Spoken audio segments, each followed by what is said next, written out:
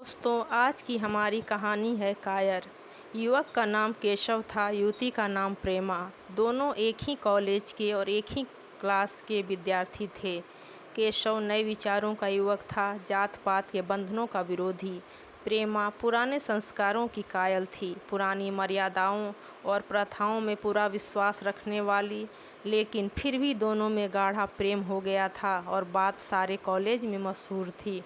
केशव ब्राह्मण होकर भी वैश्य कन्या प्रेमा से विवाह करके अपना जीवन सार्थक करना चाहता था। उसे अपने माता पिता की परवाह न थी, कुल मर्यादा का विचार भी उसे स्वांग लगता था। उसके लिए सत्य कोई वस्तु थी तो प्रेमा, किंतु प्रेमा के लिए माता पिता और कुल परिवार के आदेश के विरुद्ध एक कदम बढ़ाना भी असंभव था। संध्या का समय है, विक्टोरिया पार्क के एक निर्जन स्थान में दोनों आमने सामने हरियाली पर बैठे हुए हैं। सैर करने वाले एक एक करके विदा हो गए, किंतु ये दोनों अभी वहीं बैठे हुए हैं। उनमें एक ऐसा प्रसंग छिड़ा हुआ है जो किसी तरह समाप्त नहीं होता है। केशव ने झुंझलाकर कहा, इसका यह अर्थ है कि तुम्हें मेरी परवाह नहीं है। प्रेमा ने शांत करने की चेष्टा करके कहा, तुम मेरे साथ अन्याय कर रहे हो केशव, लेकिन मैं इस विषय को माता पिता के सामने कैसे छेड़ूं, यह मेरी समझ में नहीं आता। वे लोग पुरानी रूढ़ियों के भक्त हैं। मेरी तरफ से कोई ऐसी बात सुनकर उनके मन में जो जो शंकाएं होंगी, उनकी कल्पना कर सकते हो। केशव ने उग्र भाव से पूछा, तुम भी उन्हीं पुरानी रूढ़ियों की गुलाम हो? प्रेमा ने अपनी बड़ी बड़ी आंखों से मृदु स्नेह भर कर कहा, नहीं, मैं उनकी गुलाम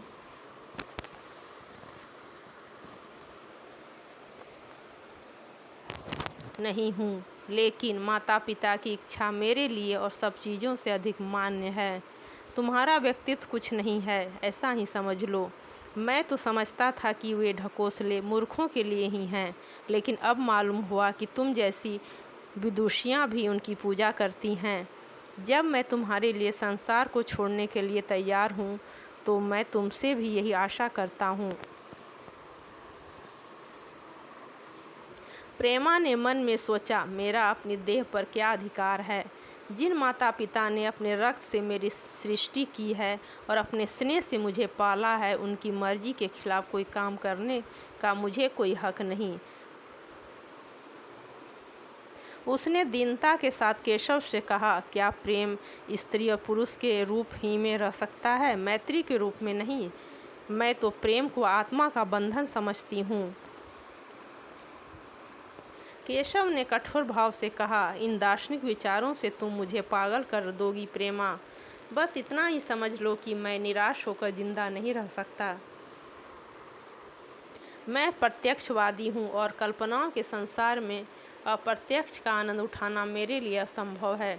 यह कहकर उसने प्रेमा का हाथ पकड़कर अपनी ओर खींचने की चेष्टा की। प्रेमा ने झटके से हाथ छुड़ा लिया और बोली, नहीं केशव, मैं कह चुकी हूँ कि मैं स्वतंत्र नहीं हूँ।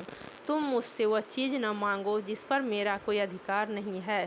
केशव ने अगर प्रेमा ने कठोर शब्द न कहे होते तो भी उसे इतना दुख न होता। एक क्षण वह मन मारे बैठा रहा, फिर उठकर निराशा भरे स्वर में बोला,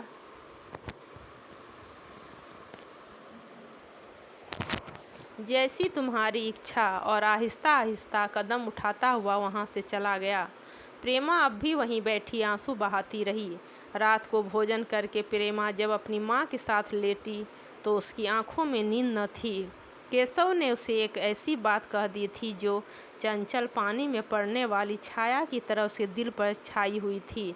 प्रति क्षण उसका रूप बदलता था, वह स्थिर न कर सकती थी। माता से इस विषय में कुछ कहे तो कैसे? लज्जा मुंह बंद कर देती थी। उसने सोचा, अगर केशव के साथ मेरा विवाह न हुआ तो उस समय मेरा कर्तव्य क्या होगा? अगर केशव ने कुछ उद्दंडता कर डाली तो मेरे लिए संसार में फिर क्या रह जाएगा? लेकिन मेरा बस ही क्या है? इन भांति भांति के विचारों में एक बात जो उसके मन में निश्चित हुई वह यह थी कि केशव के सिवा वो और किसी से विवाह न करेगी। उसकी माता ने पूछा, क्या तुझे अब तक नींद न आई? मैंने तुझसे कितनी बार कहा कि थोड़ा बहुत घर का काम काज किया कर, लेकिन तुझे किताबों से फुर्सत नहीं मिलती।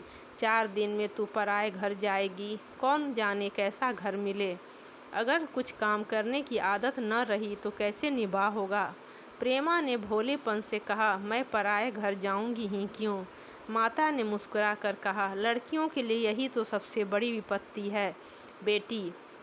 माँ बाप की गोद में पलकर ज्यों ही सयानी हुई दूसरों की हो जाती हैं। अगर अच्छा प्राणी मिल गया तो जीवन आराम से कट गया, नहीं रो रो कर दिन काटने पड़ते हैं। सब कुछ भाग्य में अधीन है। अपनी बिरादरी ने तो मुझे कोई घर नहीं भाता। कहीं लड़कियों का आदर नहीं, लेकिन करना तो बिरादरी में ही पड़ेगा। न जाने यह जात पात का बंधन कब टूटेगा।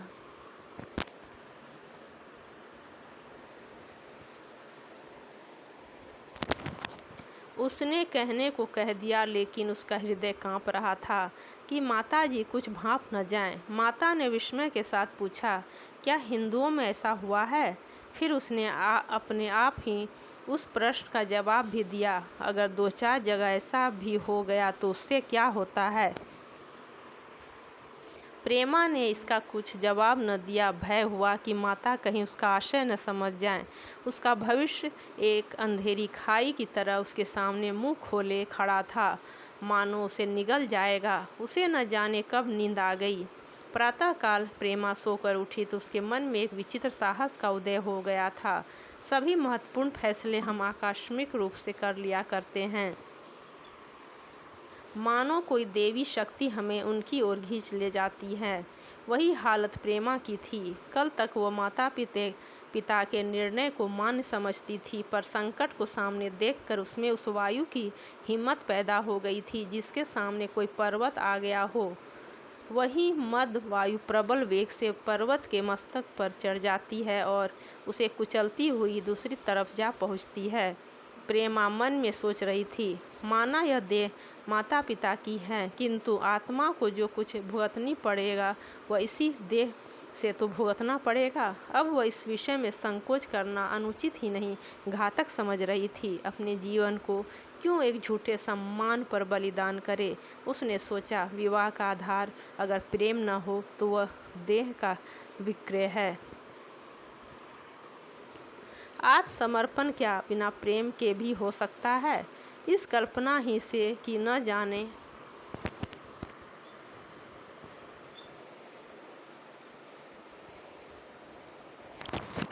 किस अपरिचित युवक से उसका ब्याह हो जाएगा, उसका हृदय विद्रोह कर उठा। वह भी नाश्ता करके कुछ पढ़ने जा रही थी कि उसके पिता ने प्यार से पुकारा, मैं कल तुम्हारे प्रिंसिपल के पास गया था, वे तुम्हारी बड़ी तारीफ कर रहे थे। प्रेमा ने सरल भाव से कहा, आप तो यूं ही कहा करते हैं, नहीं सच।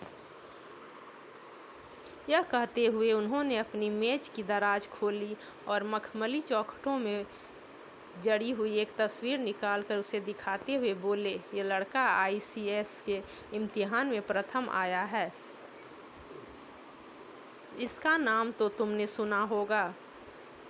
बूढ़े पिता ने ऐसी भूमिका बांधी थी कि प्रेमा उनका आशय समझ न सकी, लेकिन प्रेमा भांप गई। उसका मन तीर की भांति लक्ष्य पर जा पहुंचा। उसने बिना तस्वीर की देखे ही कहा, नहीं, मैंने तो उसका नाम नहीं सुना। पिता ने बनावटी आश्चर्य से कहा, क्या तुमने उसका नाम ही नहीं सुना। आज के दैनिक पत्र में उसका चित्र और जीवन वृत्तांत छपा है। प्रेमा ने रुखाई से जवाब दिया, होगा, मगर मैं तो इस परीक्षा का कोई महत्व नहीं समझती। मैं तो समझती हूँ जो लोग इस परीक्षा में बैठते हैं वे परले सिरे के स्वार्थी होते हैं। आखिर उनका उद्देश्य इसके सिवा और क्या होता है कि अपने गरीब निर्धन दलित भाइयों पर शासन करें और खूब धन संचय करें। यह तो जीवन का कोई ऊंचा उद्देश्य नहीं है। इस आपत्ति में जलन थी, अन्याय था, निर्दयता थी। पिताजी ने समझा था प्रेमा वह बखान सुनकर लट्टू हो जाएगी। यह जबान सुनकर तीखे स्वर में बोले, तू तो ऐसी बात कर रही है जैसे तेरे लिए धन और अधिकार का कोई मूल्य ही नहीं।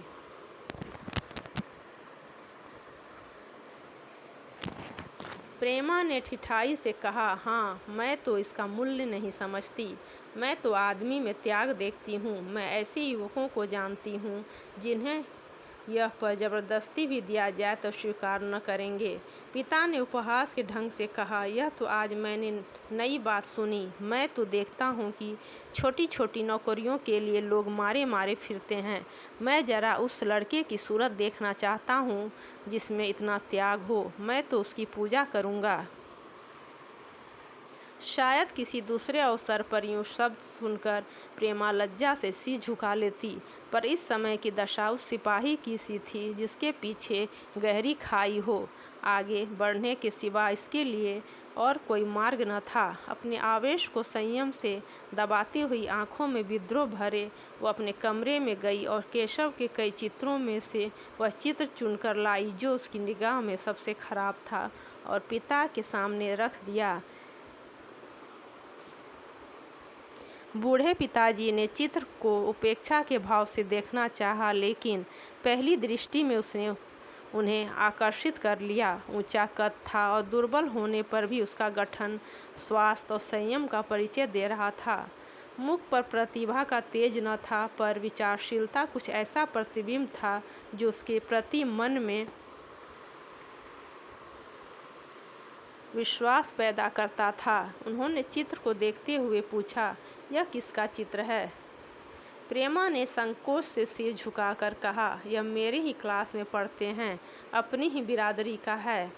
प्रेमा का मुख मुद्रा धूमिल हो गई। इसी प्रश्न के उत्तर पर उसकी किस्मत का फैसला हो जाएगा। उसके मन में पछतावा हुआ कि व्यर्थ में इस चित्र को यहाँ लाई। उसमें एक क्षण के लिए जो दृढ़ता आई थी, वह इस पैने प्रश्न के सामने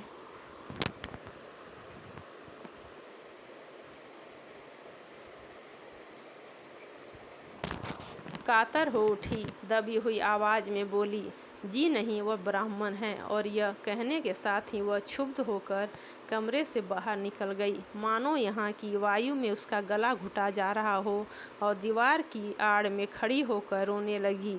लाला जी को तो पहले ऐसा क्रोध आया कि प्रेमा के बुलाकर साफ साफ कह दे कि यह असंभव है। वे उसी गुस्से में दरवाजे तक आए, लेकिन प्रेमा को रोते देखकर नम्र हो गए।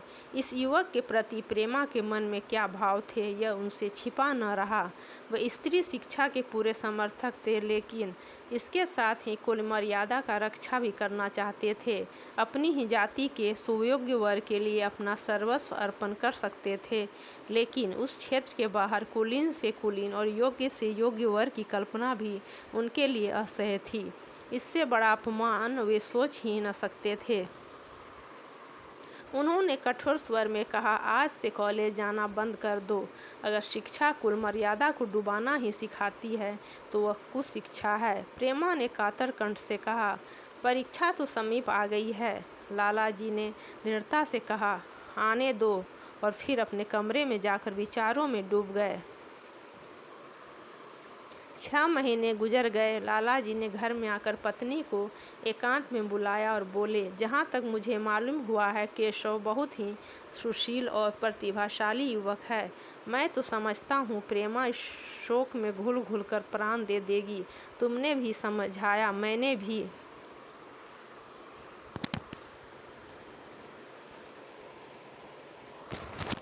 समझाया, दूसरों ने भी समझाया, पर उस पर कोई असर नहीं होता।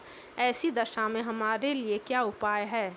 उनकी पत्नी ने चिंतित भाव से कहा, कर दो तो दोगे, लेकिन रहोगे कहाँ? न जाने कहाँ से यह कुलक्षणी मेरी कोख में आई।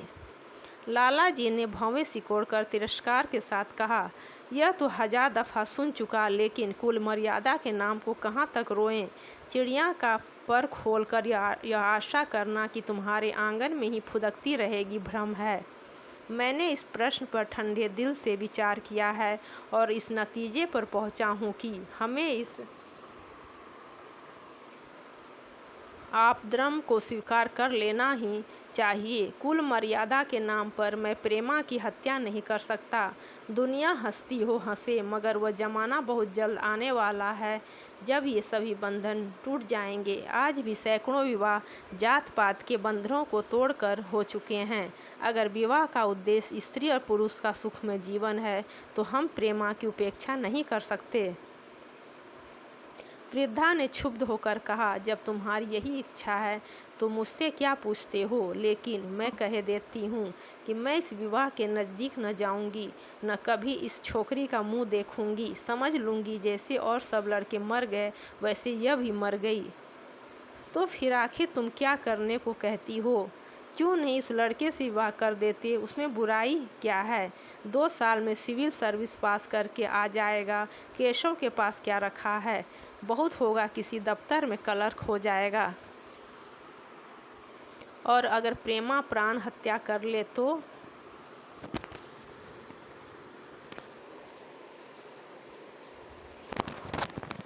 कर ले। तुम तो उसे और शह देते हो। जब उसे हमारी परवाह नहीं तो हम उसके लिए अपने नाम को क्यों कलंकित करें? प्राण हत्या करना कोई खेल नहीं है, यह सब धमकी है। मन घोड़ा है, जब तक उसे लगान न दो तो पुट्टे पर हाथ न रखने देगा। जब उसके मन का यह हाल है तो कौन कहे वह केशव के साथ ही जिंदगी भर निबाह करेगी। जिस तरह आज उससे प्रेम है उसी तरह कल दूसरे से हो सकता है। तो क्या पत्ते पर अपना मांस बिखवाना चाहते हो? लाला जी ने स्त्री को प्रश्नसूचक दृष्टि से देखकर कहा, और अगर वह कल खुद जाकर केशव से विवाह कर ले तो तुम क्या कर लोगी? फिर तुम्हारी कितनी इज्जत रह जाएगी? चाहे वह संकोचवश या हम लोगों के लिहाज से यूं ही बैठी रहे, पर यदि जिद पर कमर बांध ले तो हम तुम कुछ नहीं कर सकते। इस समस्या का ऐसा भीषण अंत भी हो सकती है, यह इस वृद्धा के ध्यान में भी न आया था। यह प्रश्न बम के गोले की तरह उसके मस्तिष्क पर गिरा। एक क्षण तक वो अवाक बैठी रही, मानो इस आघात ने उसकी बुद्धि की धज्जियां उड़ा दी हो। फिर प्रभुत होकर बोली, तुम्हें अनोखी ही कल्पनाएं सूझती हैं। मैंने तो आज तक कभी भी नहीं सुना कि किसी कुलीन कन्या ने अपनी इच्छा से विवाह किया है। तुमने न सुना हो, लेकिन मैंने सुना है और देखा है कि ऐसा होना बहुत संभव है।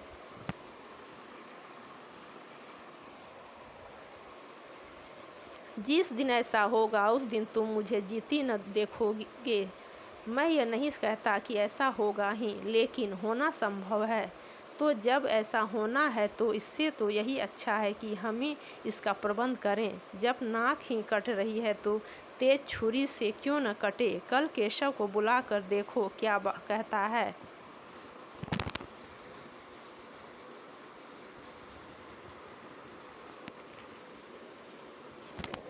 केशव के पिता सरकारी पेंशनर थे, मिजाज के चिड़चिड़े और कृपण। धर्म के आडंबरों में ही उनके चित्त को शांति मिलती थी। कल्पना शक्ति का अभाव था, किसी के मनोभावों का सम्मान न कर सकते थे।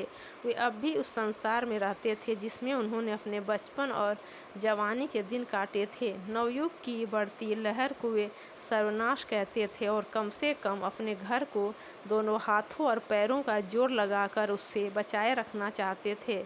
इसलिए जब एक दिन प्रेमा के पिता उनके पास पहुँचे और केशव से प्रेमा के विवाह का प्रस्ताव किया तो बूढ़े पंडित जी अपने आप में न रह सके।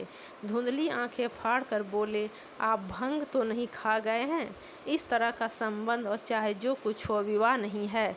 मालूम होता है आपको भी नए जमाने की हवा लग गई। बूढ़े बाबूजी ने नम्रता से कहा, मैं खुद ऐसा संबंध पसंद नहीं करता। इस विषय में मेरे विचार वही हैं जो आपके, पर बात ऐसी आ पड़ी है कि मुझे विवश होकर आपकी सेवा में आना पड़ा। आजकल के लड़के और लड़कियां कितने स्वेच्छाचारी हो गए हैं, यह तो आप जानते ही हैं। हम बूढ़े लोगों के लिए अब इन सिद्धांतों की रक्षा करना कठिन हो गया है। मुझे भय है कि कहीं ये दोनों निराश होकर अपनी जान पर न खेल जाएं। बूढ़े पंडित जी जमीन पर पांव पटकते हुए गरज उठे, आप क्या कहते हैं साहब, आपको शर्म नहीं आती? हम ब्राह्मण हैं, ब्राह्मणों में भी कुलीन। ब्राह्मण कितने ही पतित हो गए हों, इतने मर्यादा शून्य नहीं हुए हैं। बनिए बक्कालों की लड़की से विवाह करते फिरें। जिस दिन कुलीन ब्राह्मणों में लड़कियां न रहेंगी, उस दिन यह समस्या उपस्थित हो सकती है।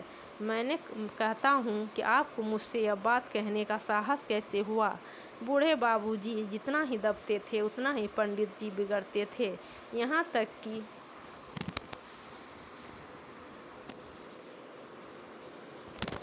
लाला जी अपना अपमान ज़्यादा न सह सके और अपनी तकदीर को कोसते हुए चले गए। उसी वक्त केशव कॉलेज से आया। पंडित जी ने तुरंत उसे बुलाकर कठोर कंठ से कहा, मैं सुना है तुमने किसी बनिए की लड़की से अपना विवाह करने का निश्चय कर लिया है। यह खबर कहाँ तक सही है? केशव ने अनजान बनकर पूछा, आपसे किसने कहा? किसी ने कहा। मैं पूछता हूँ, यह बात ठीक है या नहीं? अगर ठीक है और तुमने हमारी मर्यादा को डुबाना निश्चय कर लिया है, तो तुम्हारे लिए हमारे घर में कोई स्थान नहीं है। तुम्हें मेरी कमाई का एक थैला भी नहीं मिलेगा। मेरे पास जो कुछ है वो मेरी कमाई है। मुझे अख्तियार है कि मैं उसे जिसे चाहूँ दे दूँ। तुम यह अनीति करके मेरे घर में कदम नहीं रख सकते। केशव पिता के स्वभाव से परिचित था। प्रेमा से उसे प्रेम था। वह गुप्त रूप से प्रेमा से विवाह कर लेना चाहता था। बाप तो हमेशा न रहेंगे। माता के स्नेह पर उसे विश्वास था।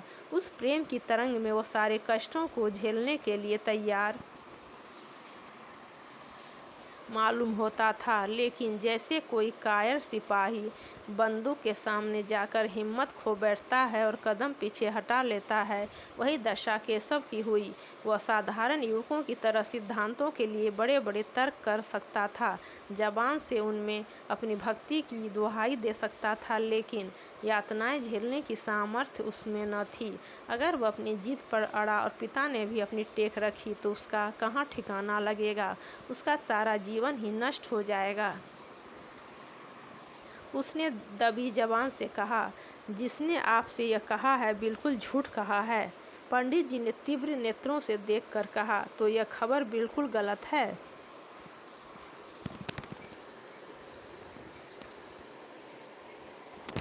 जी हाँ, बिल्कुल गलत। तो तुम आज ही इसी वक्त उस बनिए को खत लिख दो और याद रखो कि अगर इस तरह की चर्चा फिर कभी उठी तो मैं तुम्हारा सबसे बड़ा शत्रु होऊंगा। बस जाओ। केशव और कुछ न कह सका। वह वहाँ से चला तो ऐसा मालूम होता था कि पैरों में दम नहीं है। दूसरे दिन प्रेमा ने केशव के नाम यह पत्र लिखा, प्रिय केशव, तुम्हारे पूज्य पिताजी ने लाला जी के साथ जो अशिष्ट और अपमानजनक व्यवहार किया है, उसका हाल सुनकर मेरे मन में बड़ी शंका उत्पन्न हो रही है। शायद उन्होंने तुम्हें भी डांट फटकार बताई होगी। ऐसी दशा में मैं तुम्हारा निश्चय सुनने के लिए विकल हो रही हूँ। मैं तुम्हारे साथ हर तरह का कष्ट झेलने को तैयार हूँ। मुझे तुम्हारे पिताजी की संपत्ति का मोह नहीं है। मैं तो केवल तुम्हारा प्रेम चाहती हूँ और उसी में प्रसन्न हूँ। आज शाम को यहीं आकर भोजन करो। दादा और माँ दोनों तुमसे मिलने के लिए बहुत इच्छुक हैं। मैं वो स्वप्न देखने में मग्न हूँ जब हम दोनों उस सूत्र में बंध जाएंगे जो टूटना नहीं जानता, जो बड़ी से बड़ी आपत्ति में भी अटूट रहता है। तुम्हारी प्रेमा। संध्या हो गई और इस पत्र का कोई जवाब न आया। उसकी माता बार बार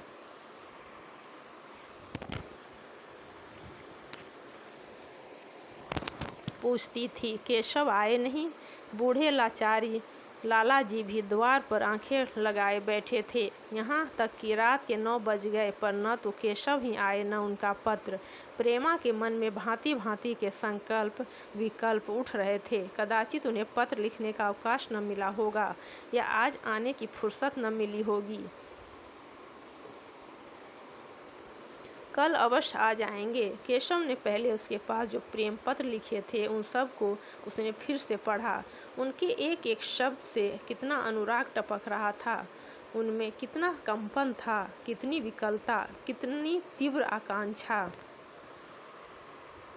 फिर उसे केशव के वे वाक्य याद आते जो उसने सैकड़ों ही बार कहे थे। कितनी ही बार वह उसके सामने रोया था। इतने प्रमाणों के होते हुए निराशा के लिए कहाँ स्थान था, मगर फिर भी सारी रात उसका मन जैसे सूली पर टंगा रहा। प्रातःकाल केशव का जवाब आया। प्रेमा ने कांपते हुए हाथों से पत्र लेकर पढ़ा। पत्र हाथ से गिर गया। ऐसा जान पड़ा मानो उसके देह का रक्त स्थिर हो गया हो। लिखा था, मैं बड़े संकट में हूँ कि तुम्हें क्या जवाब दूँ। मैं इधर इस समस्या पर खूब ठंडे दिल से विचार किया है और इस नतीजे पर पहुँचा हूँ कि वर्तमान दशाओं में मेरे लिए पिता की आज्ञा की उपेक्षा करना दुस्सह है। मुझे कायर न समझना, मैं स्वार्थी भी नहीं हूँ, लेकिन मेरे सामने जो बाधाएं हैं उन पर विजय पाने की शक्ति मुझ में नहीं है।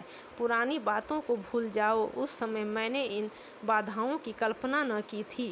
प्रेमा ने एक लंबी गहरी जलती हुई सांस खींची और इस खत को फाड़कर फेंक दिया।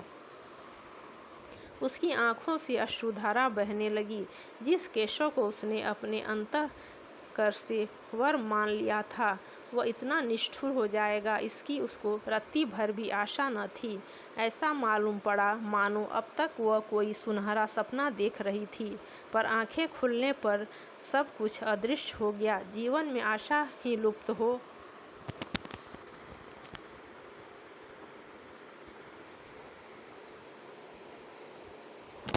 गई। तो अब अंधकार के सिवा और क्या रहा। अपने हृदय की सारी संपत्ति लगाकर उसने एक नाव लदवाई थी। वह नाव जलमग्न हो गई। अब दूसरी नाव कहाँ से लदवाए। अगर वह नाव डूबी है तो उसके साथ ही वह भी डूब जाएगी। माता ने पूछा, क्या केशव का पत्र है? प्रेमा ने भूमि की ओर ताकते हुए कहा, हाँ, उनकी तबीयत अच्छी नहीं है। इसके सिवा और क्या कहे। केशव की निष्ठुरता और बेवफाई का समाचार कहकर लज्जित होने का साहस उसमें न था। दिन भर वह घर के काम धंधों में लगी रही, मानो उसे कोई चिंता ही नहीं है। रात को उसने सबको भोजन कराया, खुद भी भोजन किया और बड़ी देर तक हारमोनियम पर गाती रही। मगर सवेरा हुआ तो उसके कमरे में उसकी लाश पड़ी हुई थी। प्रभात की सुनहरी किरणें उसके पीले मुख को जीवन की आभा प्रदान कर रही थी। दोस्तों, अगर आपको हमारी कहानी अच्छी लगती हो तो अमर कहानियाँ हमारे चैनल को सब्सक्राइब कर दें और लाइक कर दें।